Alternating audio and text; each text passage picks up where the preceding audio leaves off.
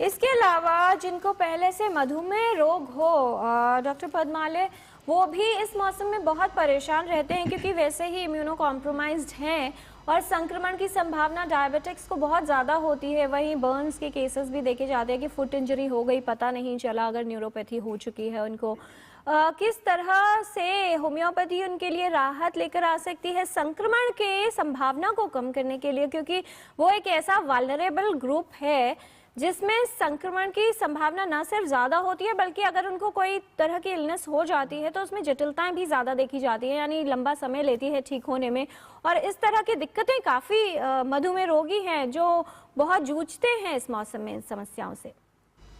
जी,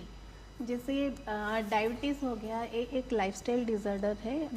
actually diabetes को हम अपने डाइट रेजिम में भी कंट्रोल कर सकते हैं और डायबिटिक जो है वो भी प्री डायबिटिक होती है, प्रॉपर डायबिटिक होती है और एक अनकंट्रोल लेवल की डायबिटिक होते हैं। तो इन लोगों का ट्रीटमेंट भी डिफरेंट तरीके से होती है और यहाँ पे जो प्री डायबिटिक है उनका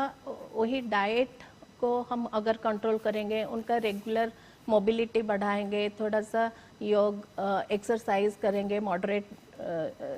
डोज में, तो फिर उनका ये सारा चीज़ कंट्रोल हो सकती है। तो इसमें भी हम साथ में कुछ होम्योपैथिक मेडिसिन भी दे सकते हैं। और जैसे कंट्रोल डायबिटीज़ है जिनका मतलब शुगर लेवल 150 तक फास्टिंग रहती है कि उनका HbA1c जो है वो 6.2 तक रहती है, तो उन लोगों को हम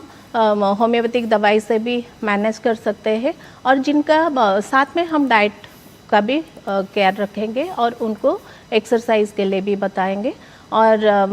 जो अनकंट्रोल डायबिटीज़ है इनके साथ क्या है ना, कई सारे कोमॉर्बिडिटी हो जाती है, उनका मतलब यूरिनरी इन्फेक्शन होने की चांसेस होती है और डिफरेंट स्किन डिजीज़ हो जाती है, जैसे बर्न हो गया, फुट इंजरी हो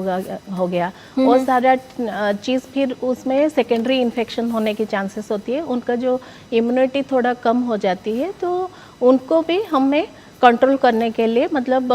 जो इंडिविजुअलिस्टिक वे में हमारा होम्योपैथी जो है वो व्यक्तिगत रूप से ट्रीटमेंट दिया जाता है। तो उनका जो हम पेशेंट के साथ जो वार्तालाप होती है, उनका mental aspect, physical aspect and उनका इमोशनल एस्पेक्ट, ये तीनों चीज़ों को हम लेते हैं, पूरा एक कॉन्स्टिट्यूशनल मेडिसिन देते हैं और उसको इंडिविजुअलाइज करते हैं कि जो व्यक्तिगत रूप चिकित्सा होती है उसमें जो लॉ ऑफ सिमिलिया को और मिनिमम डोज को देख के वे हम कुछ दवाई देते हैं।